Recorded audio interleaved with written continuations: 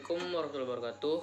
Kali ini saya akan menjelaskan tentang cara menganalisis unsur periode 4. Menganalisis kecenderungan unsur transisi periode 4 berdasarkan informasi.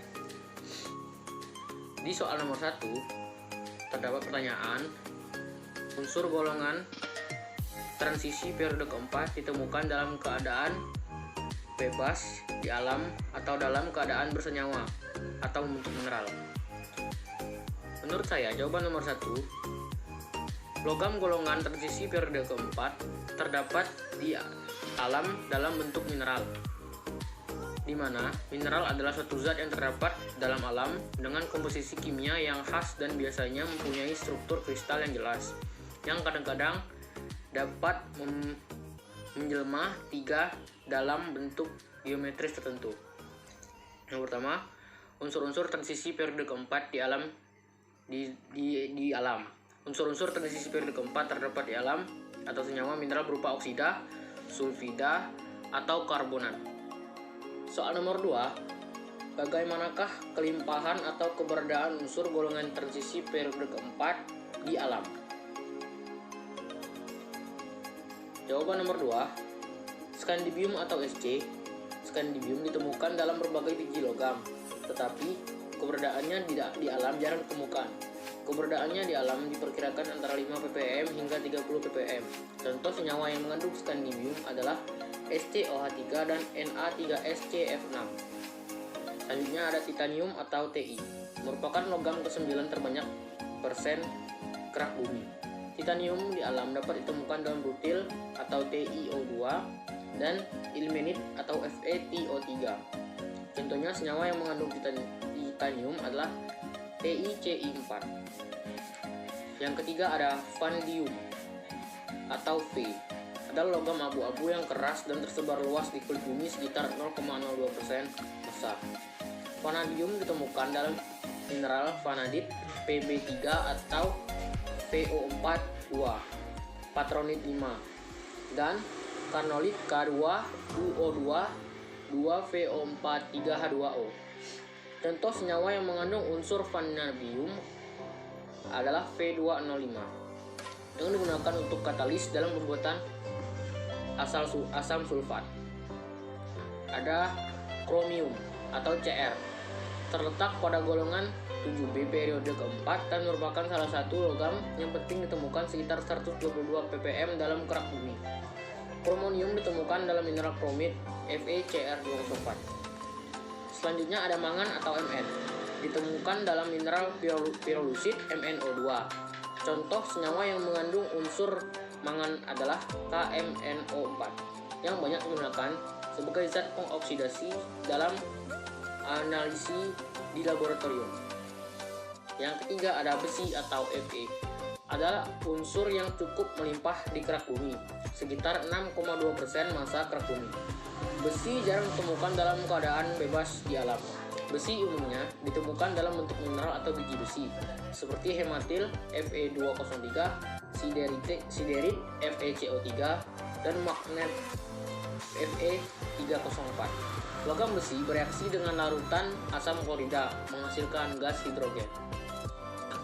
Nomor 3, tentukanlah pasangan unsur dari mineralnya dengan cara menghubungkan bulatan pada unsur dan mineral berikut.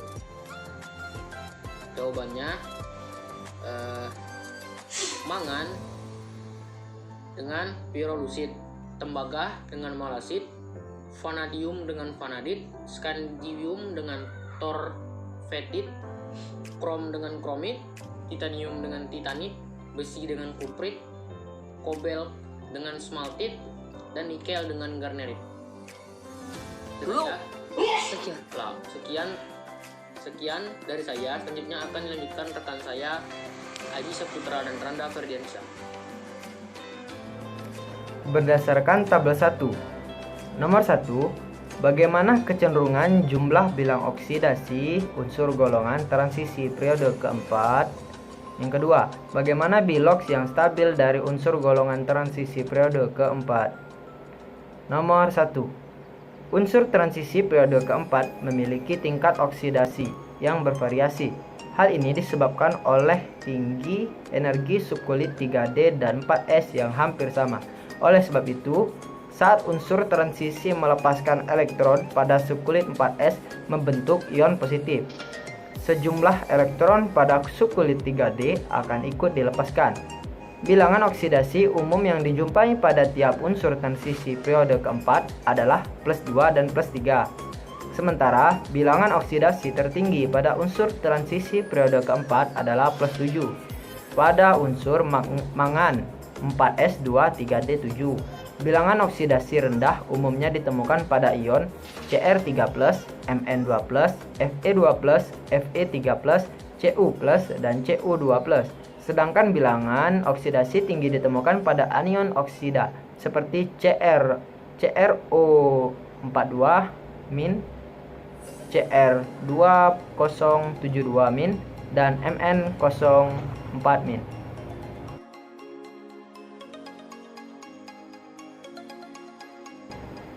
Pada tabel di atas terlihat bahwa dari Sc sampai Mn, tingkat oksidasi tertinggi sama dengan total elektron pada subkulit 4s dan 3d. Namun dari Fe sampai Zn, meski terdapat lebih banyak elektron pada subkulit 3d, elektron-elektron di atas terikat semakin kuat ke inti. Hal ini dikarenakan muatan inti bertambah besar dari kiri ke kanan. Oleh karena itu, tingkat oksidasi tertinggi tidak lagi sama dengan total elektron di subkulit 4s dan 3d. Berdasarkan tabel 2. Yang pertama, pada konfigurasi unsur golongan transisi periode keempat-kah semua elektron berpasangan?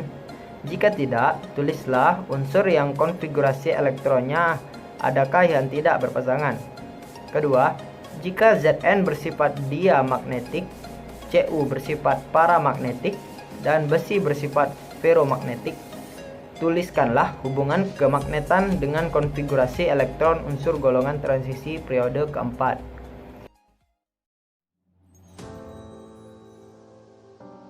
Nomor 1. Unsur transisi periode keempat umumnya memiliki elektron valensi pada subkulit 3D yang belum terisi penuh, kecuali unsur seng Zn pada golongan 2B. Hal ini menyebabkan unsur transisi periode keempat memiliki beberapa sifat khas yang tidak dimiliki oleh unsur-unsur golongan utama, seperti sifat magnetik, warna ion, aktivitas katalitik, serta kemampuan membentuk senyawa kompleks. Oke, kali ini saya akan melanjutkan presentasi dari teman saya yang bernama Aji Saputra.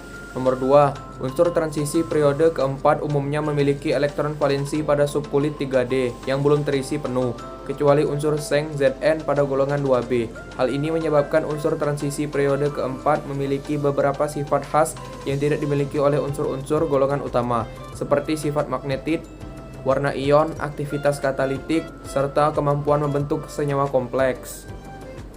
Lanjut, berdasarkan tabel 1. Bagaimanakah kecenderungan kerapatan dari unsur Sc sampai Zn? Mengapa demikian? Hubungkan dengan jari-jari atom. 2. Bagaimanakah kecenderungan titik leleh dan titik didih dari unsur Sc sampai Zn? Mengapa demikian? Hubungkan dengan kekuatan ikatan logam. Nomor 1 menurut saya, kisi logam kerapatan transisi sangat rapat yang ditunjukkan oleh tingginya kerapatan unsur-unsur transisi. Logam membentuk struktur terjejal dengan atom-atom logam yang berukuran sama tersusun sangat rapat dalam kristal logam. Dalam kristal logam ini, ion-ion positif logam tarik-menarik dengan larutan elektron yang dimiliki oleh seluruh kristal. Dalam sel satuan kisi kristal logam ada dua macam susunan, yaitu struktur terjejal heksagonal dan struktur terjejal kubus. Jenis kisi ini menyebabkan kekerasan logam berbeda bergantung pada kerapatan susunan atom-atom dalam kisinya. Lanjut nomor 2. Semua unsur transisi periode keempat bersifat logam, baik dalam sifat kimia maupun dalam sifat fisis. Harga energi ionisasi yang relatif rendah kecuali seng yang agak tinggi, sehingga mudah membentuk ion positif. Demikian pula harga titik didih dan titik lelehnya relatif tinggi, kecuali Zn yang membentuk Td dan Tl relatif rendah. Hal ini disebabkan orbital subkulit D pada unsur transisi banyak orbital yang kosong atau terisi tidak penuh. Adanya orbital yang kosong memungkinkan atom-atom membentuk ikatan kovalen tidak permanen di samping ikatan logam. Orbital subkulit 3D pada seng terisi penuh sehingga titik lelehnya rendah. Semua unsur transisi periode keempat bersifat logam. Sifat itu disebabkan semua unsur transisi memiliki energi ionisasi yang rendah, yaitu kurang dari 1000 kJ mol ⁻⁻⁻⁰ dan keelektronegatifannya rendah, yaitu kurang dari 2.